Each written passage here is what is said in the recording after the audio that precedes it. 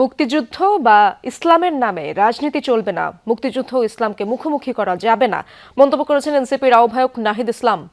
বিজয় দিবসে এনসিপির আগ্রাসন বিরোধী যাত্রায় নাহিদ আরও বলেন, যতই ভয় দেখানোর চেষ্টা করা হোক, দেশ নির্বাচনের দিকে যাবেই।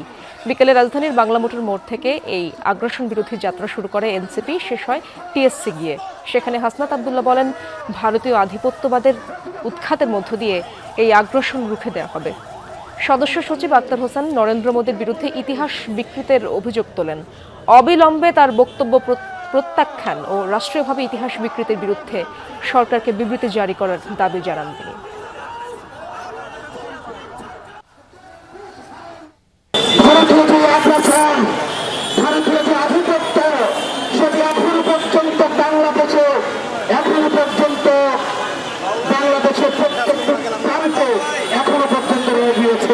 বাংলাদেশে ঘিরে থাকা দিল্লির আধিপত্যবাদের বিরুদ্ধে বাংলাদেশের মানুষেরা তাদের উচ্চ কণ্ঠ তারা জারি করেছে।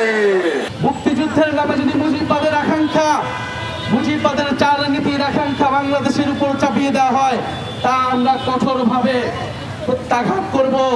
গণ অভ্যুত্থানের মধ্য দিয়ে মুক্তিযুদ্ধের চেতনার নামে যেই ফ্যাসিবাদ কায়েম করা হয়েছিল, যা মূলত ছিল মুজিববাদী আকাঙ্ক্ষা, তার বিরুদ্ধে বাংলাদেশের মানুষ, বাংলাদেশের তরুণরা গণ অভ্যুত্থান করেছিল।